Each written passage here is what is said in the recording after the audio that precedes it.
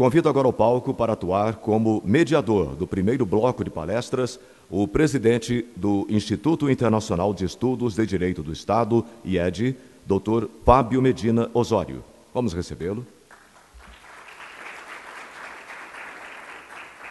Convido também o Dr. Jorge do Couto e Silva, filho do nosso homenageado, Dr. Almiro do Couto e Silva. Dr. Jorge.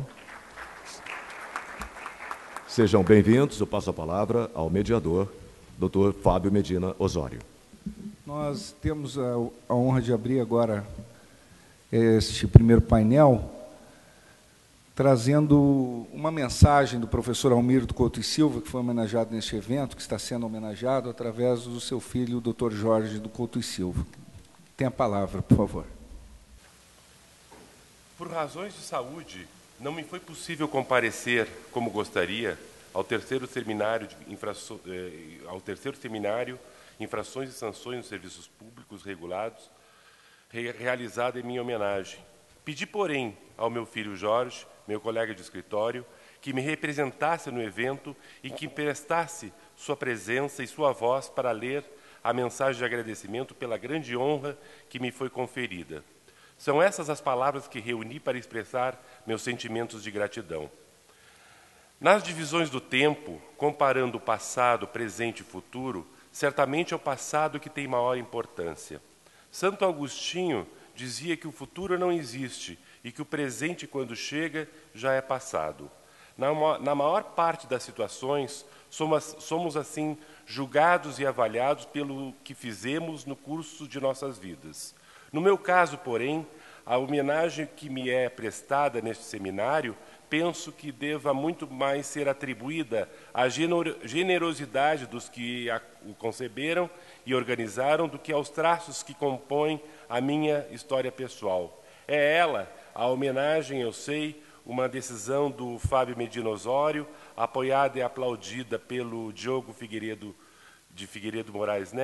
Moreira Neto, ambos meus amigos queridos e cuja capacidade de discernimento nesta questão fica, portanto, muito comprometida pelos impulsos do coração e pelas lentes de aumento que a afeição coloca em seus olhos. Aproximando-me dos 80 anos, é natural que me volte para o meu passado, que já é longo como as sombras à tarde. Entretanto, o que haveria no meu passado de importante para justificar esta homenagem? Entre tantas cinzas que deixei, que brasas ainda brilham. Grande parte da minha vida eu a dediquei ao direito, instigado por alguns mestres excelentes que tive na Faculdade de Direito da Universidade Federal do Rio Grande do Sul, dentre os quais destaco a figura ímpar de Rui Cirne Lima, e por outros que conheci primeiramente nos livros, como Pontes de Miranda, cujo monumental tratado de direito privado começou a ser publicado na década de 50 do século passado. Fui levado a procurar conhecer melhor o direito romano e o direito alemão. Assim, com alguns anos de formado, pleiteei e obtive bolsa de estudos de instituição do governo alemão para estudar na Universidade de Heidelberg, nos anos de 1962 e 63. Lá na famosa universidade, fui aluno na disciplina de Direito Romano do Gerardo Brodini, jovem jurista originário da Suíça italiana, sucessor de Wolfgang Kunkel, um dos maiores romanistas alemães do século XX, e na disciplina de Direito Administrativo de Ernst Forsthoff, o grande administrativista germânico no período do pós-guerra. Retornando ao Brasil, reassumiu o exercício do cargo de procurador do Departamento Autônomo de Estradas e Rodagens do Estado do Rio Grande do Sul, de que me licenciara para estudar no exterior, e exerci desde então a advocacia de Estado, geralmente na função de consultoria, até minha aposentadoria como procurador do Estado do Rio Grande do Sul. Fui assim, a convite de Paulo Brossard, quando titular da Secretaria do Interior e Justiça, consultor jurídico daquela secretaria. Posteriormente, por indicação de João Leitão de Abreu, fui nomeado em substituição membro do Conselho de Serviço Público, órgão concebido à imagem e semelhança do prestigioso Conseil d'État francês, com a atribuição específica de colaborar na elaboração dos atos normativos do Poder Executivo gaúcho e também de realizar o controle de legalidade dos atos administrativos daquele poder. Os pareceres em que aqueles atos eram examinados vinham sempre publicados no Diário Oficial do Estado. É óbvio, porém, que esse órgão nunca teve e nem poderia ter a competência jurisdicional do símile francês. Concomitantemente, passei a exercer o magistério jurídico, pouco depois de haver regressado da Alemanha, após um breve período em que lecionei Direito Romano na Faculdade de Direito de Caxias do Sul.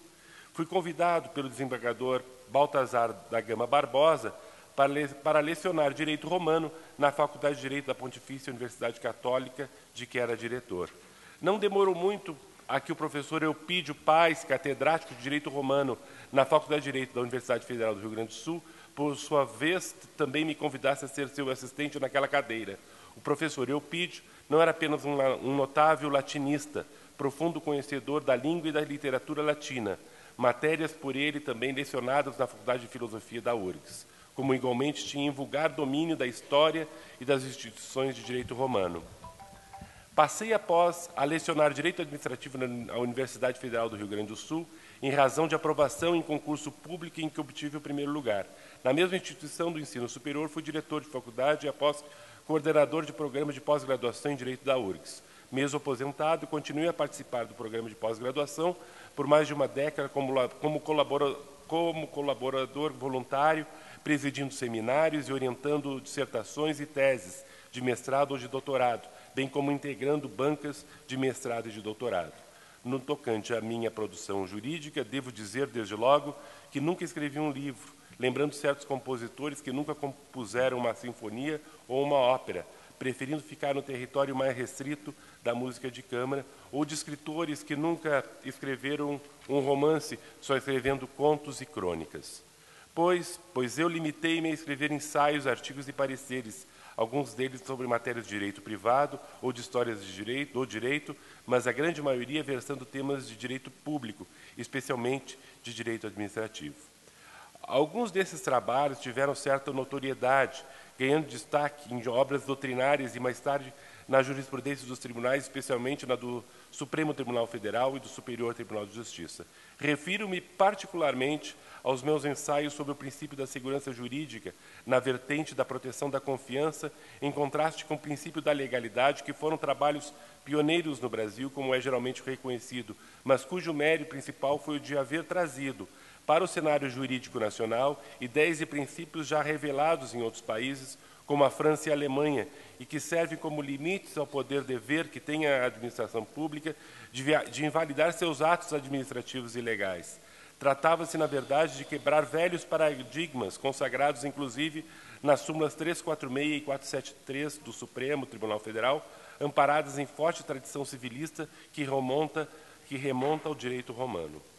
A esses trabalhos, devo a indicação de meu nome para integrar a comissão de juristas, presidida pelo saudoso professor Caio Tácito, incumbida de elaborar anteprojetos de lei sobre processo administrativo, no âmbito da administração pública da União, de que foi relatora a eminente professora Odete Medawar. O anteprojeto converteu-se sem alterações em projeto de lei, que também, sem alterações, foi aprovado pelo Congresso Nacional, dando nascimento à Lei 9.784, de 9 de janeiro de 1999. O artigo 54 dessa lei, que foi por mim redigido, como atesta a professora Odete Medawar, em trabalho incluído em obra coletiva de doutrina, instituiu o prazo decadencial de 5 anos para o exercício do direito da administração pública a invalidar seus atos administrativos de que decorram efeitos favoráveis para os destinatários, contados da data em que foram praticados, quando eivados de ilegalidade ou inconstitucionalidade, salvo comprovada a má-fé. Ainda no concernente à boa-fé no direito administrativo e à proteção da confiança na área do direito econômico e da responsabilidade extracontratual do Estado, relacionada com planejamento econômico, escrevi 2 artigos que também considero pioneiros no direito brasileiro, publicados, respectivamente, na Revista de Direito Público, de 63, de julho-setembro de 1982, e na Revista de Direito Administrativo, RDA, 170, outubro e dezembro de 1987. E, finalmente, levando a exame da proteção da confiança aos contratos administrativos e a responsabilidade pré-negocial e a culpa em contraendo. Tratei destes assuntos, creio que também de forma pioneira, em ensaio publicado na RDA, Revista de Direito Administrativo, número 217. Não vou realizar nessas páginas o inventário de toda a minha obra. Bastará o que indiquei, que foi acolhido com extensa citação em 3 leading cases do Supremo Tribunal Federal, todos da relatoria do ministro Gilmar Mendes, a MC 2900-RS, o MS 24268-MG, de Minas Gerais, e o MS 22357, do Distrito Federal. Essas decisões da Corte Suprema deram início a extenso rol de acórdãos, todos orientados no sentido da estabilização de situações jurídicas geradas por atos administrativos ilegais ou inconstitucionais, cuja imutabilidade derivava diretamente do princípio constitucional da proteção da confiança ou da regra jurídica do artigo 54 da Lei do Processo Administrativo da União. Em meio a muitas cinzas que deixei por trás, são essas as poucas brasas que eu recolhi e que aqui cuidei de assoprar para reavivar-lhes o brilho, um brilho talvez pálido e talvez também, quem sabe, efêmero, mas que assim mesmo pareceu suficiente no juízo generoso dos meus amigos para justificar a homenagem que me prestam neste instante e que eu muito comovidamente agradeço. Obrigado, Jorge.